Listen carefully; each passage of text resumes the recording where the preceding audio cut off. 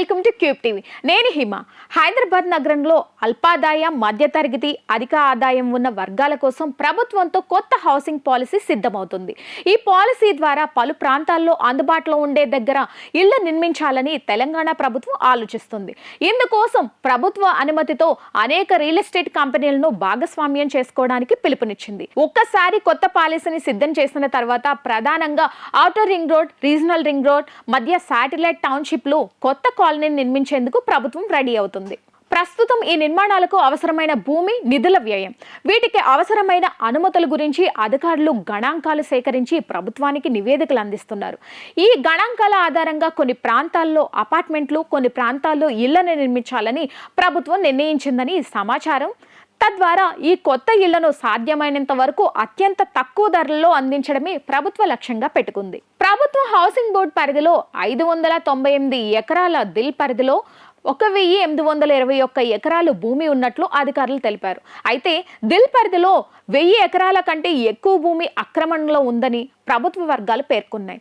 ఈ భూమి ప్రధానంగా రంగారెడ్డి జిల్లాలోని శంషాబాద్, హయత్ నగర్, మెయినాబాద్, మహేశ్వరం, కొంగరా కల్లన్ వంటి ప్రాంతాల్లో ఉంది.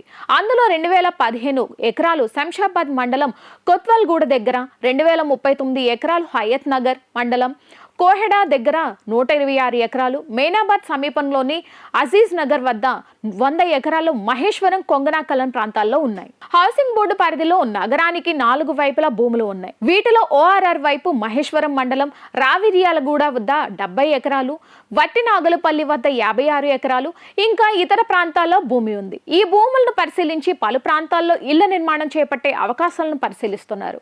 భవిష్యత్తులో ఈ నిర్మాణాలను పబ్లిక్ ప్రైవేట్ పార్ట్నర్షిప్ రూపంలో చేపట్టాలని లేదా ప్రైవేటు ప్రభుత్వ రంగ సంస్థల నుండి రుణాలు తీసుకోవాలని నిర్మించేలా అనే అంశంపై అధికారులు కసరత్తు చేస్తున్నారు. అలాగే లబ్ధిదారులను భాగస్వామ్యం చేసే విధానం కూడా ఒక ఆలోచనగా ఉంది. ఈ నిర్మాణాలను సాధ్యమైన తక్కువ ధరలో అందించే విధంగా రూపొందించాలని, ఆయా వర్గాల ఆదాయాల ఆధారంగా ఈ పథకాలను రూపకల్పన చేయాలని ప్రభుత్వం భావిస్తోంది. ఉమ్మడి ఆంధ్రప్రదేశ్లో ఎల్ఐజీ, ఎంఐజీ, హెచ్ఐజీ వర్గాల కోసం గృహ నిర్మాణం ప్రారంభమయ్యాక తెలంగాణ ఏర్పాట్లైన తర్వాత 81,058 ఇళ్లు లేదా ఫ్లాట్ల నిర్మాణం పూర్తయింది. ఇందులో 27,410 ఇళ్లు అల్పాదాయ వర్గాల కోసం, 15,072 ఇళ్లు మధ్యతరగతి వర్గాల కోసం, 4,320 ఇళ్లు అధిక ఆదాయ వర్గాల కోసం నిర్మించబడ్డాయి. 27,652 ఇళ్లు రాజీవ్ గృహకల్ప కింద అల్పాదాయ వర్గాల కోసం నిర్మించబడ్డాయి. తెలంగాణ ఏర్పాటైన తర్వాత కాంగ్రెస్ ప్రభుత్వం మళ్లీ ఈ వర్గాల కోసం గృహ నిర్మాణానికి శ్రీకారం చుట్టబోతుంది. భూమి సేకరణ తర్వాత ప్రభుత్వం గ్రామాల నిర్మాణం గురించి కూడా ఆలోచిస్తుంది. భవిష్యత్తులో మరింత భూమి సేకరించాలన్న ఉద్దేశంతో ఈ ప్రాంతాల్లో కొత్త గ్రామాలను సృష్టించాలనుకుంటుంది. దీని ద్వారా భవిష్యత్తులో నిర్మాణం కోసం మరింత స్థలాన్ని అందుబాటులో ఉంచాలనే లక్ష్యం మొత్తం తెలంగాణ ప్రభుత్వం. హైదరాబాద్లోని రియల్ ఎస్టేట్ మార్కెట్లో అభివృద్ధిని పెంచేందుకు అందరికీ సరసమైన ఇళ్లు అందించే విధంగా అనేక ముఖ్యమైన చర్యలు తీసుకుంటుంది.